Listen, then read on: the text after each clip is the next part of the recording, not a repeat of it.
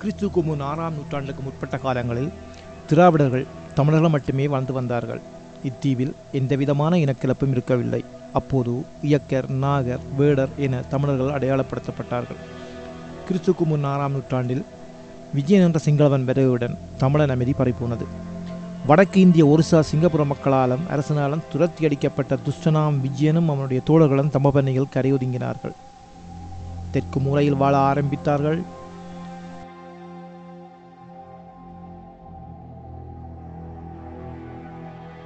தெற்கில் இருந்த தமிழர்கள் விலகினார்கள். தமிழர்களால் போற்றி பாதுகாத்து வந்த கதிரகாம முருகன் ஆலயம் பறிபோனது.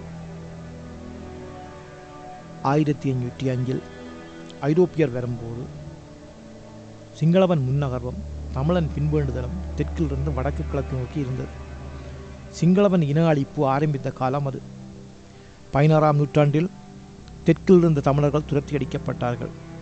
தெற்கு, மத்தி, வடமத்தி என்று சிங்கள ஆக்கிரமிப்பும் இன அழிப்பும் நடைபெற்றது.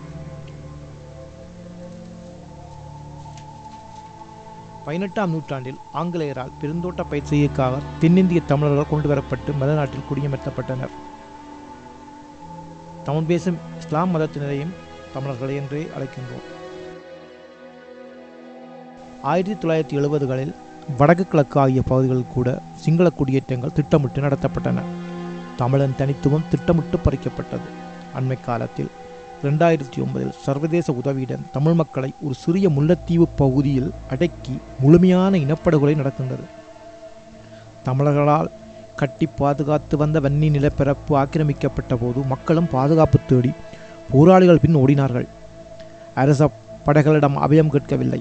தங்களுக்கு பாதுகாப்பாக யார் இருக்கின்றார்கள் என அவர்களுக்கு தெரிந்தது. மக்கள் ஆயுத முனையில் கூட்டிச் செல்லவும் இல்லை, தடுத்து வைக்கப்படவும் இல்லை. சர்வதேசமே உங்கள் நாடுகளில் போராட்டங்கள், ஊர்வலங்கள் சிங்கள அரசுக்கு எதிராகவும் தமிழ் போராளிகளுக்கு ஆதரவாக நடைபெறும் போது ஆயிரக்கணக்கில் மக்கள் கூடுகின்றார்கள். இது துப்பாக்கி முனையிலா அழைத்து வரப்படுகின்றார்கள். சிந்தித்து பாருங்கள். பயங்கரவாதத்தை அடக்கிறோம் என்ற பொய்யச் சொல்லி முழு தமிழினத்தையே சிங்களவன் அளிக்கின்றான். இது ஒரு முழுமையான இன அழிப்பு. வவுனியா தடைமுகாங்களுக்கு அரசால் விடுவிக்கப்பட்ட அழைப்புக்கு தமிழர்கள் அதிகம் செல்லவில்லை.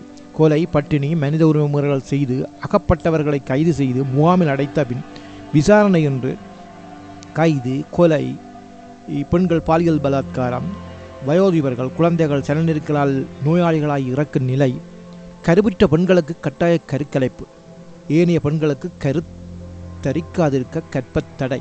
இது எந்த நாட்டிலும் நடக்காத கருவிலேயே இன அழிப்பு செய்யும் பயங்கரவாத நாடு. போராளிகள் பயங்கரவாதிகள் இல்லை.